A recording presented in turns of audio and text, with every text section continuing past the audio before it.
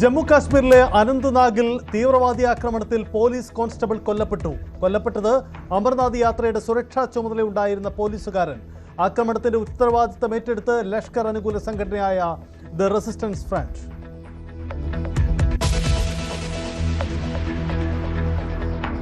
പ്രതിഷേധം ശക്തമായതോടെ CJPയുമായി ചർച്ചയ്ക്ക് സന്നദ്ധത അറിയിച്ച കേന്ദ്ര സർക്കാർ. ജന്തർ മന്ദറിലേക്ക് വന്നാൽ ചർച്ചയാകാമെന്ന് CJP. ധർമ്മേന്ദ്ര പ്രധാൻ രാജിവെക്കാതെ ചർച്ചയ്ക്കില്ലെന്ന് കോൺഗ്രസ്.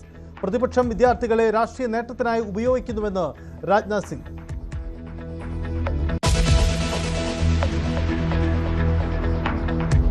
കേന്ദ്ര സർക്കാരിനെതിരെ ആഞ്ഞടിച്ച് രാഹുൽ ഗാന്ധി. രാജ്യത്തെ പരീക്ഷാ സമ്പ്രദായം അട്ടിമറിക്കപ്പെട്ടു. ധർമ്മേന്ദ്ര പ്രധാൻ രാജിവെക്കണം. സമരത്തിനെതിരെ കുട്ടികളെ തല്ലിച്ചതച്ചവർക്കെതിരെ നടപടി വേണം. പ്രധാനമന്ത്രി കുട്ടികളോട് മാപ്പ് പറയണമെന്നും രാഹുൽ. വാർത്താ സമ്മേളനത്തിനെത്തിയത് കയ്യിൽ കറുത്ത ബാഡ്ജ് ധരിച്ച്.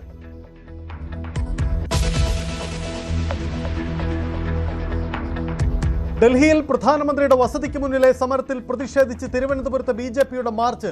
ഇന്ദിരാഭവനിലേക്ക് നടത്തിയ മാർച്ചിൽ നേരിയ സംഘർഷം. രാജീവ് ചന്ദ്രശേഖരന്റെ നേതൃത്വത്തിൽ നടത്തിയ പ്രതിഷേധത്തിൽ വലഞ്ഞ പൊതുജനം.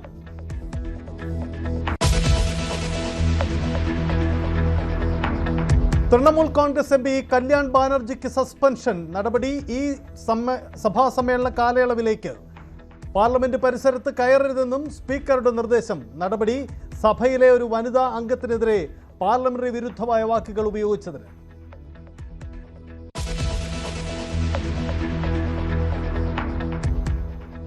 വഖഫ് ബോർഡിൽ ചോദ്യങ്ങളുമായി ഹൈക്കോടതി. പൂർണ്ണമായ പുനഃസംഘടന എന്തിന്? 2 ഒഴിവുകൾ നികത്തിയാൽ പോരെയെന്നും ചോദ്യം. പൂർണ്ണമായ പുനഃസംഘടന വേണമെന്നും നിലവിലുള്ള അംഗങ്ങൾ യോഗ്യതയില്ലാത്തവരാണെന്നും അഡ്വക്കേറ്റ് ജനറലിന്റെ മറുപടി. ബോർഡിൽ അമുസ്ലിങ്ങളെ വയ്ക്കേണ്ടി വരുമെന്ന് മുഖ്യമന്ത്രി. കേന്ദ്ര നിയമം നടപ്പിലാക്കിയേ കഴിയൂ എന്നും മുഖ്യമന്ത്രിയുടെ വിശദീകരണം.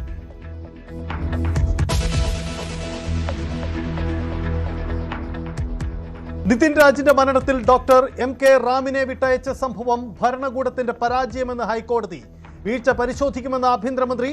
നിതിൻ രാജിന്റെ മരണം അന്വേഷിക്കുന്ന ക്രൈംബ്രാഞ്ച് പുതിയ സംഘം കണ്ണൂരിൽ. കോടതി അനുമതി ലഭിച്ചാൽ ഡോക്ടർ റാമിനെ വീണ്ടും അറസ്റ്റ് ചെയ്യുമെന്ന് ക്രൈംബ്രാഞ്ച് SP MP മോഹനചന്ദ്രൻ.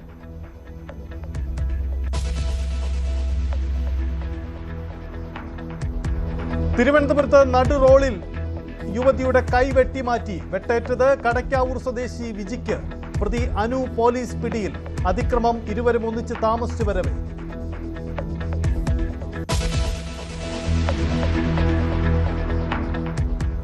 വെമ്പായത്ത് ബാറിലെ തീവെപ്പിൽ പൊള്ളലേറ്റ് ചികിത്സയിൽ കഴിഞ്ഞിരുന്ന ആൾ മരിച്ചത് കേസിലെ പ്രതിയായ അനീഷ്.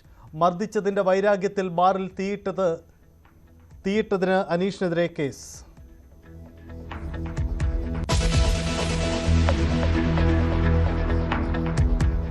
എറണാകുളം ഞാറയ്ക്കലിൽ ദമ്പതികൾ തൂങ്ങി മരിച്ച നിലയിൽ. മരിച്ചത് കളത്തിപ്പറമ്പിൽ വീട്ടിൽ സജീവൻ, ഭാര്യ സബിത എന്നിവരാണ്.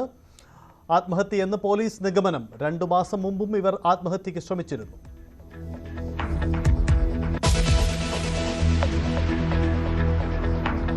പാലാ നഗരസഭയിൽ വിമതരോട് കൂട്ടുകൂടാൻ കേരള കോൺഗ്രസ് എം. കോൺഗ്രസ് വിമത മായ രാഹുൽ ചെയർപേഴ്സണാകാൻ സാധ്യത. വിപ്പ് ലംഘിച്ച 4 കൗൺസിലർമാരും കോൺഗ്രസിൽ നിന്നും പുറത്ത്.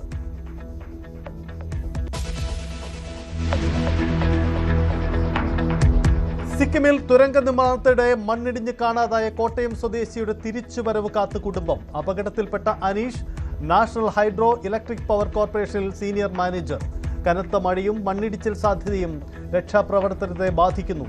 കണ്ടെത്താനുള്ളത് ഇനിയും 5 പേരെ.